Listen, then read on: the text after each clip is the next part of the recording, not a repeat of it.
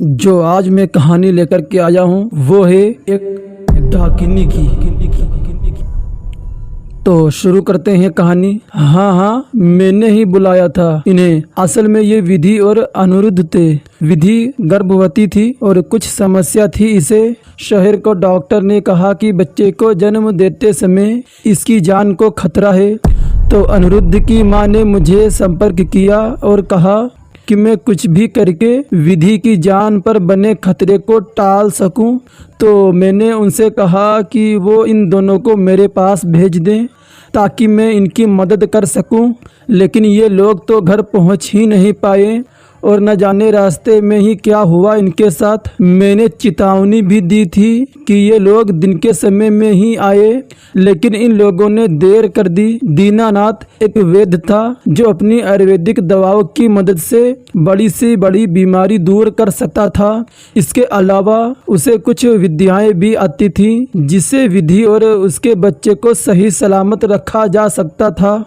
लेकिन जब अनिरुद्ध को पता चला कि विधि को जान को खतरा है तो उसने यह बात अपनी माँ को बताई और उसकी माँ ने उसे कहा कि विधि की जान को कोई खतरा ना हो, इसके लिए वो दीनानाथ से बात करेंगी। फिर इसके बाद दीनानाथ ने उन्हें गांव आने को कहा और विधि और अनिरुद्ध दोनों ही गांव आने के लिए निकल पड़े। दोनों गांव की सीमा तक पहुँचे ही थे कि उन्हें एक बूढ़ा आदमी नजर आया। अनिरुद्ध ने गाड़ी रोकी और कहा, अरे अंकल ज़रा सुनना। उस बूढ़े आदमी ने कहा, हाँ क्या हुआ? तो अनिरुद्ध ने कहा, ये दीनानाथ जी का घर कहाँ होगा? तो उस बूढ़े आदमी ने कहा, दीनानाथ जी का घर वहाँ क्यों जाना है? उस बूढ़े आदमी ने विधि की ओर देखा और बोला, तुम्हारी पत्नी गर्भवती है, तुम्हें यहाँ नहीं आना चाहिए था।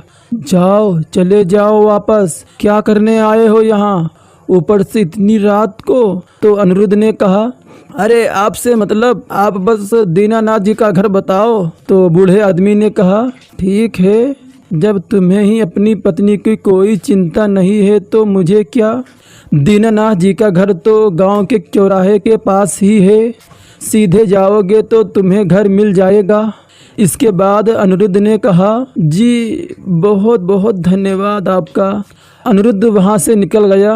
गांव के अंदर पहुँचने के लिए दोनों को एक जंगल वाले रास्ते से होकर गुजरना था। जैसे ही वो दोनों उस रास्ते पर पहुँचे, अचानक से अनिरुद्ध की गाड़ी अजीब तरीके से आवाज़ करके बंद हो गई। विधि ने कहा, अरे अब गाड़ी को क्या हो गया? हाँ, अब क्या करें? तो अनिरुद्ध ने वापस से गाड़ी को चालू करने की कोशिश की, लेकिन गाड़ी चालू ही नहीं हुई। तो अनिरुद्ध को बाहर आना पड़ा। वो गाड़ी को चेक कर ही रहा था कि अचानक से उसे किसी के हंसने की आवाज़ आई जो बहुत ही मधुर थी। अनिरुद्ध इधर उधर देखने लगा, लेकिन विधि को कोई आवाज़ सुनाई नहीं दे रही थी।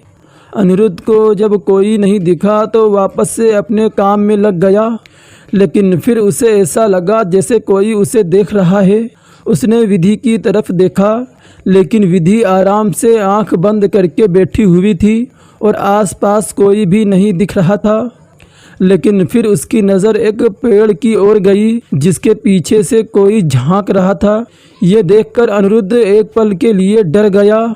अंधेरे की वजह से उसका चेहरा तो नहीं दिख रहा था, इसलिए अनिरुद्ध ने पूछा, कौन है वहाँ? विधि भी उसकी आवाज़ सुनकर बाहर देखने लगी और बोली, क्या हुआ अनिरुद्ध, क्या बात है? तो अनिरुद्ध ने कहा, अरे देखो ना, वो पेड़ के पीछे से कोई झांक रहा है।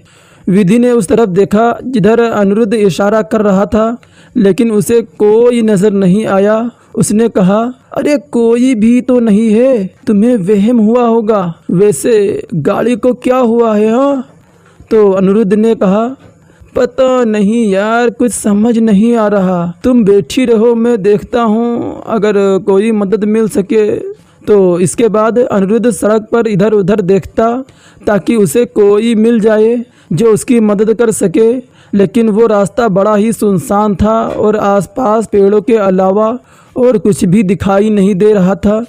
लेकिन तभी अचानक अनिरुद्ध के कानों में चूड़ियों के खनकने की आवाज़ सुनाई दी और उसका ध्यान फिर से पेड़ के पीछे की ओर गया। अनिरुद्ध ने गाड़ी से टॉर्च निकाला और उस पेड़ की ओर रोशनी करी। फिर जो उसने देखा वो देखकर अनिरुद्ध के होश ही उड़ गए। उस पेड़ के पीछे से 2 हाथ नजर आ रहे थे। उन हाथों में चूड़ियाँ थी और जो भी औरत उस पेड़ के पीछे खड़ी थी वो बार बार चूड़ियों को खनखा रही थी, मानो वो अनिरुद्ध को अपने पास बुलाना चाहती हो। अनिरुद्ध ने कहा, विधि, वो देखो, पेड़ के पीछे कोई सच में है। विधि को ना तो कोई आवाज़ आई थी और ना ही कोई उसे नज़र आया था। तो उसने कहा, अरे अनिरुद्ध, मजाक करना बंद करो ना यार। तो अनिरुद्ध ने कहा, अरे मजाक नहीं कर रहा हूँ मैं, वो देखो ना, उसके हाथ दिख रहे हैं मुझे। विधि उसकी बात पर यकीन ही नहीं कर रही थी। अनिरुद्ध ने कहा, रुको, मैं देख कर आता हूँ कि कौन है वो। अनिरुद्ध ने बिना कुछ सोचे समझे उस पेड़ की ओर जाने लगा। विधि उसे रोकना चाहती थी लेकिन कुछ बोल नहीं पाई। जब अनिरुद्ध उस पेड़ के पास पहुंचा और उसके पीछे देखा तो वहां पर कोई भी नहीं था। अनिरुद्ध ने कहा, अरे अभी तो यही थी, वो कहाँ गई? विधि ने पीछे से आवाज दी, अरे हो गई तसल्ली, कोई नहीं है वहाँ, अब जल्दी इधर आओ। लेकिन अनिरुद्ध वापस आने ही वाला था कि अचानक से किसी ने उसका हाथ पकड़ लिया और अनिरुद्ध के पसीने छूट गए। अनिरुद्ध ने पीछे मुड़कर देखा, उसके हाथ को सच में किसी औरत ने पकड़ रखा था, लेकिन वो औरत पेड़ के पीछे थी और उसका सिर्फ हाथ ही दिख रहा था। अनिरुद्ध ने कहा, कौन हो तुम? अनिरुद्ध पेड़ के पीछे झांकने ही वाला था कि अचानक से उस औरत ने उसे पेड़ के पीछे की तरफ खींच लिया और अचानक से उसका पैर मुड़ गया जिससे वो नीचे गिर पड़ा। जब उसने ऊपर की ओर देखा तो उसकी सांसें मानो रुक गई। उसके सामने सफ़ेद साड़ी पहने हुए एक औरत खड़ी थी जो बेहद खूबसूरत नज़र आ रही थी। उसके लंबे बाल थे। अनिरुद्ध एक पल के लिए उसमें खो गया। उस औरत ने अपनी मधुर आवाज़ में कहा, क्या हुआ? ऐसे क्या देख रहे हो? हाँ, मेरी जैसी खूबसूरत लड़की नहीं देखी क्या पहले? उसकी ये बात सुनकर अनिरुद्ध अपने होश में आया और वो खड़ा हो गया। उसके पैर में थोड़ा दर्द हो रहा था।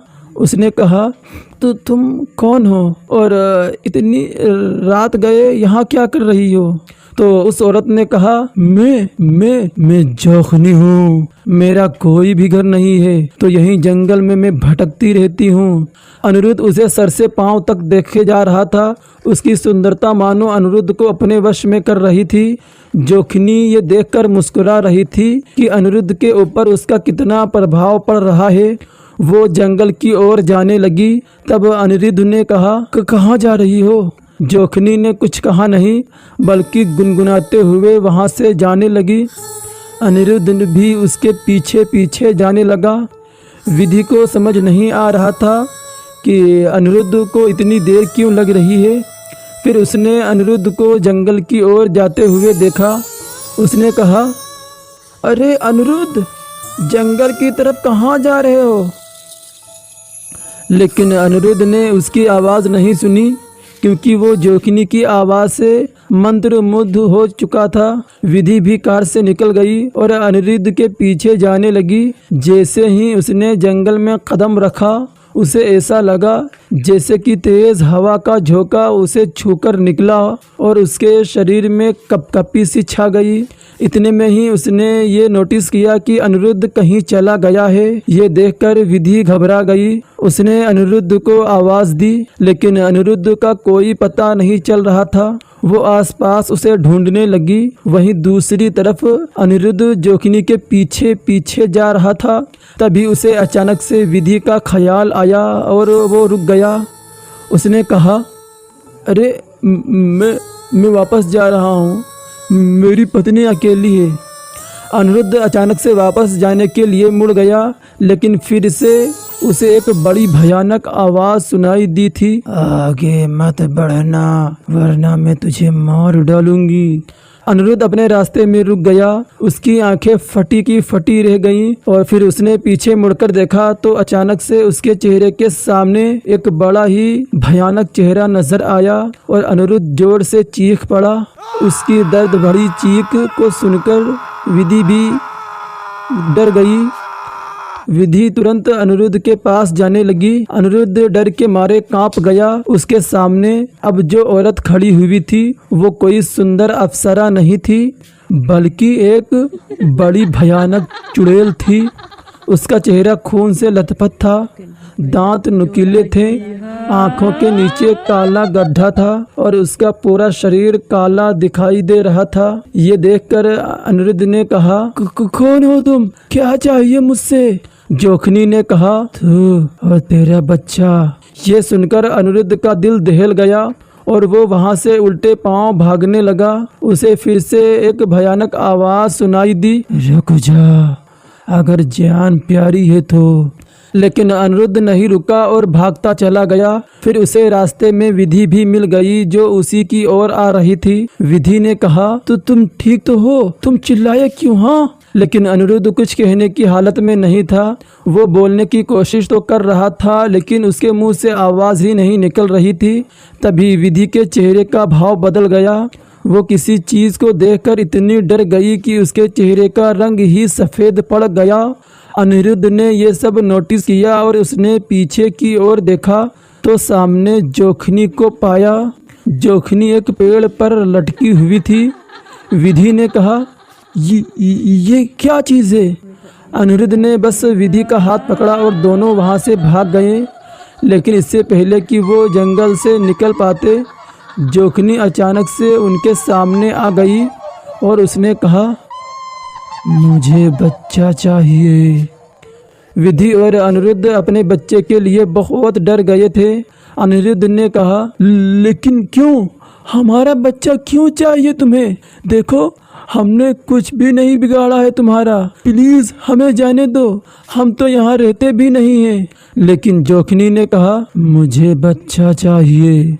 विधि और अनिरुद्ध वापस जंगल की ओर भागने लगे पर रास्ते में ही अनिरुद्ध का पैर फिसल गया और वो झाड़ियों के बीच जा गिरा जिससे उसे काफी चोट आई। उसी समय जोखनी भी दोनों के पास आ गई और अनिरुद्ध ने विधि से कहा, विधि तुम भागो, मैं ठीक हूँ, तुम जाओ। विधि को समझ नहीं आया कि वो क्या करे। उसे अपने बच्चे की भी चिंता थी, इसलिए वो वहाँ से भागने लगी। उसके जाने के बाद अनिरुद्ध उठा और अचानक से जोखनी ने उसका गला पकड़ लिया।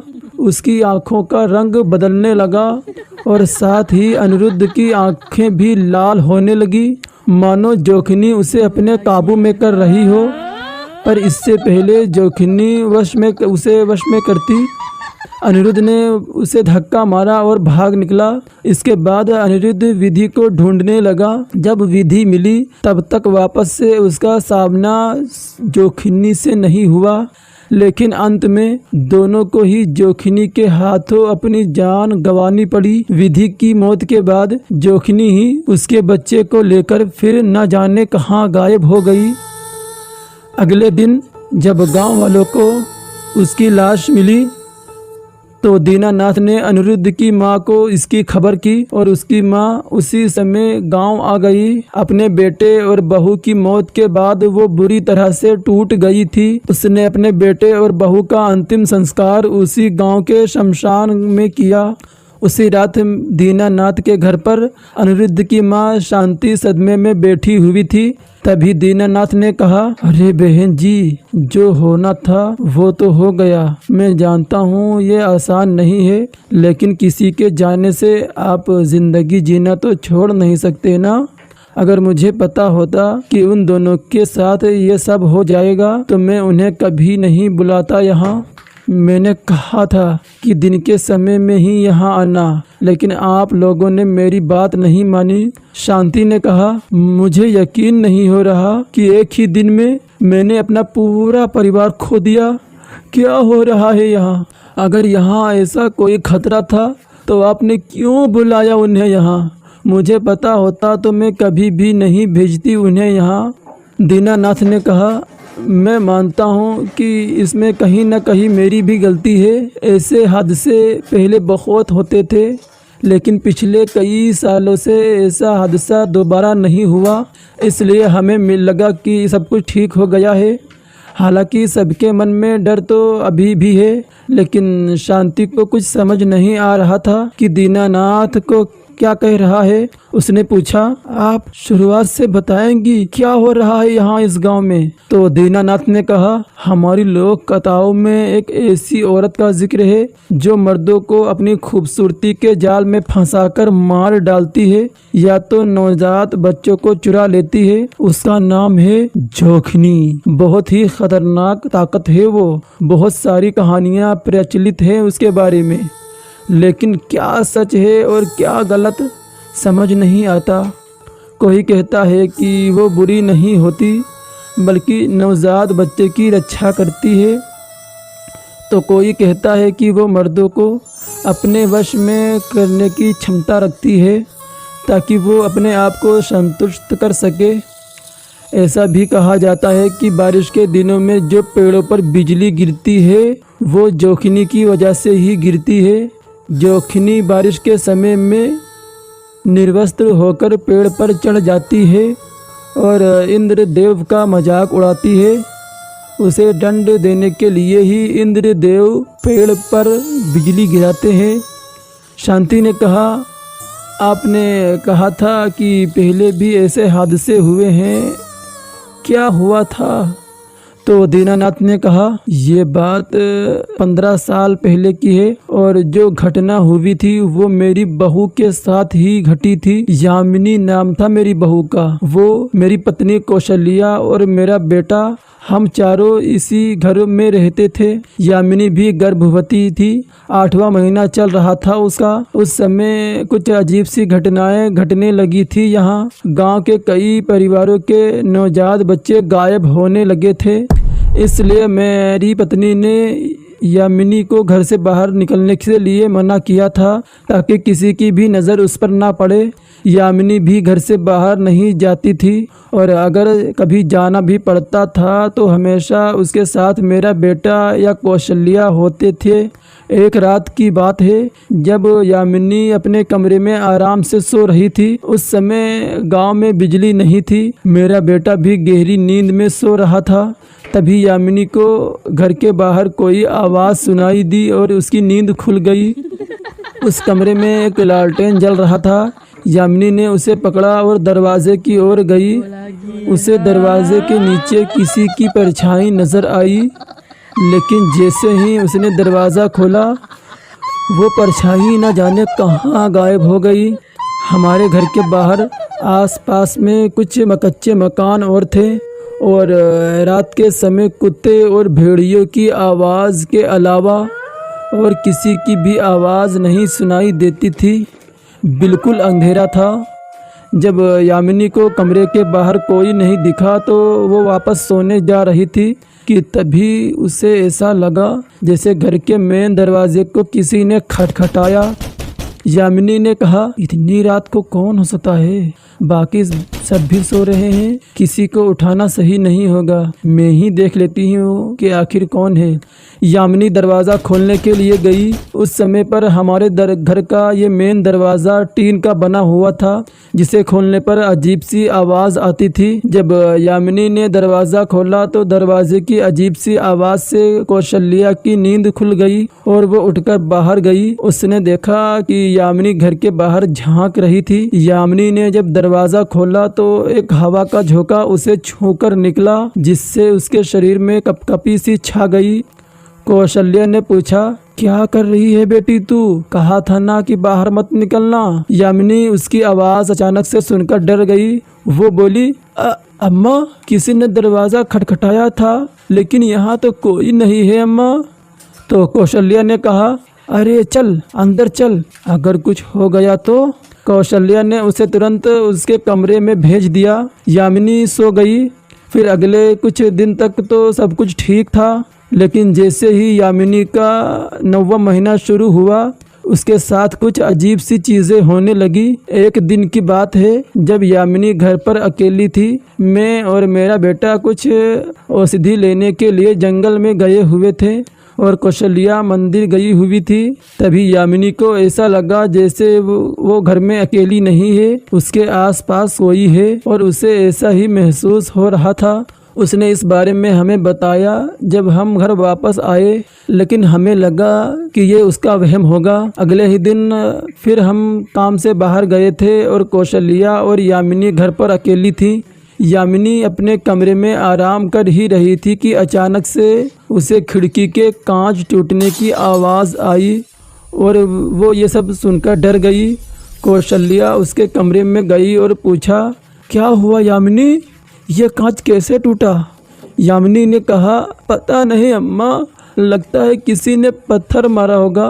कौशल्या ने कहा, अरे ज़रूर छोटे बच्चे होंगे, इन्हें समझाना पड़ेगा, अगर चोट लग गई तो मुश्किल हो जाएगी। ये कहकर कौशल्या अपने काम में वापस लग गई और यामिनी सो गई। फिर करीब शाम के 6:30 बजे थे। तभी यामिनी को लगा कि कोई उसके पेट में हाथ फेर रहा है। पहले तो उसने उस हाथ को झटक दिया क्योंकि वो नींद में थी, लेकिन जब उसे फिर से वैसा ही महसूस हुआ तो वो बिल्कुल सहम गई और तुरंत उठकर बैठी। उसने कहा, ये क्या था? कौन है यहाँ? उसकी हालत खराब हो गई थी, लेकिन एक बार फिर से उसने अपना वहम समझा और आंखें बंद करके लेट गई। उसी वक्त उसे फिर ऐसा महसूस हुआ कि उसके पेट पर किसी ने हाथ रखा हुआ है। यामिनी ने झटके से उसका हाथ पकड़ लिया ताकि वो जो भी है वहाँ से भाग न पाए, लेकिन जब उसने अपनी आंखें खोली तो उसकी आंखें खौफ से भर उठी। उसके सामने एक काली सी औरत बैठी हुई थी और उसके चेहरे पर अजीब सी भयानक सी मुस्कान थी। यामिनी जोर से चिल्लाई, अम्मा अम्मा। कौशल्या ने जब उसकी चीख सुनी तो वो भागते हुए उसके कमरे में गई और उसने भी उस भयानक औरत को देखा जो यामिनी के पास बैठी हुई थी। कौशल्या का दिल दहल गया। उसने कहा, ए दूर हट उससे। वो औरत कौशल्या की ओर देखने लगी और मुस्कुराकर बोली, ये बच्चा मेरा है। यामिनी और कौशल्या के तो रोंगटे खड़े हो गए थे। कौशल्या उसके पास गई और उसने उस औरत को यामिनी से दूर किया और वो दोनों वहाँ से भाग निकले।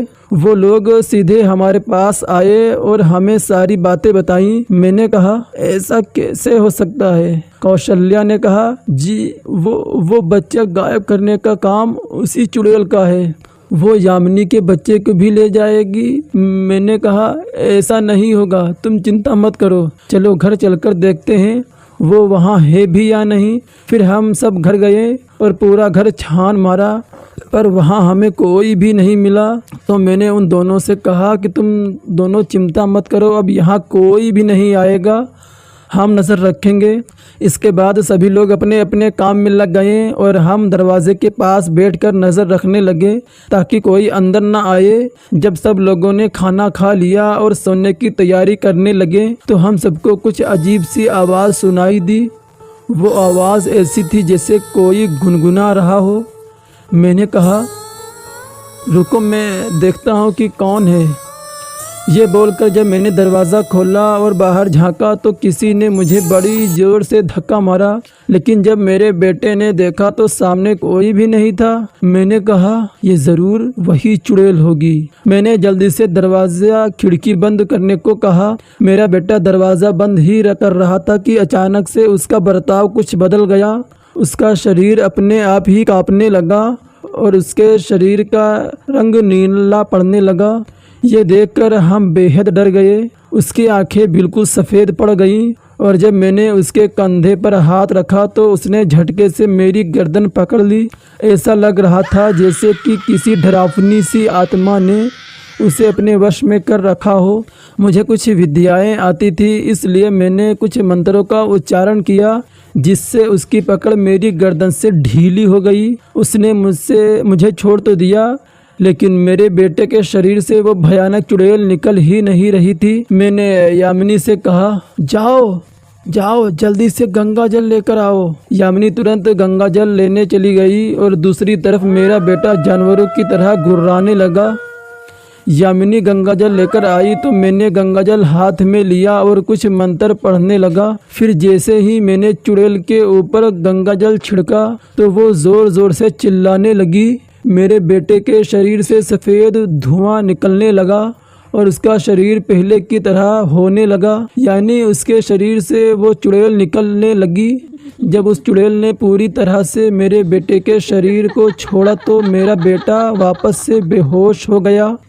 वो चुड़ैल कहाँ गायब हो गई पता ही नहीं चला। यामिनी रो रही थी और कौशल्या भी बहुत ही ज़्यादा डर गई थी। मैंने कहा कि डरो नहीं, सब कुछ ठीक है। अब मुझे डर था कि अब कहीं वो चुड़ैल वापस से यामिनी के बच्चे को लेने के लिए ना आ जाए, इसलिए मैंने यामिनी के हाथ में एक अभिमंत्रित कलेवा बांध दिया। वो कलेवा उसकी और उसके बच्चे की रक्षा कर सकता था। कोई भी नकारात्मक आत्मा उसके पास नहीं आ सकती थी। जब उस हादसे के बारे में मेरे गांव वालों से बात की तो उन्होंने बताया कि वो औरत कोई और नहीं बल्कि जोखनी है। उसके बारे में कई लोग कथाएं प्रचलित हैं और वो अक्सर मर्दों को अपने वश में करके इस्तेमाल करती है या फिर लोगों के बच्चों को चुरा लेती है। जब मैंने यामिनी के हाथ में कलेवा बांध दिया तो उसके बाद से उसे जो अजीब चीज़ें महसूस हो रही थी वो होना बंद हो गई और ना ही उसे जोखनी वापस दिखाई दी। लोगों को लगा कि जोखनी से बचने का रास्ता यही है कि वो भी अपने हाथ में कलेवा बांध ले। इसलिए जब भी कोई औरत गर्भवती होती तो सबसे पहले लोग मेरे पास उसके लिए कलेवा लेने के लिए ही आते हैं। तब से लेकर अब तक जोखनी किसी के बच्चों को चुरा नहीं पाई, लेकिन कई मर्द उसका शिकार हुए क्योंकि वो जोखनी के वश में हो जाते हैं। यही शायद अनिरुद्ध और विधि के साथ भी हुआ। दीनानाथ की सारी बात सुनकर शांति वापस से रोने लगी और खुद को कोसने लगी कि उसने इन्हें यहाँ क्यों भेजा, लेकिन अब उसके हाथ में कुछ भी नहीं था। अगले ही दिन अपने बेटे और बहू की अस्थियों को लेकर वो उस गांव से चली गई। तो दोस्तों ये कहानी यहीं पर समाप्त होती है। उम्मीद है कि आपको ये कहानी ज़रूर पसंद आई होगी और अगर अभी तक आप लोगों ने चैनल को सब्सक्राइब नहीं किया है तो प्लीज़ यार सपोर्ट करो। बस अपने भाई को ढेर सारा प्यार देते रहो। तो चलिए मिलते हैं आपसे एक और नई वीडियो में। तब तक के लिए bye bye and take care.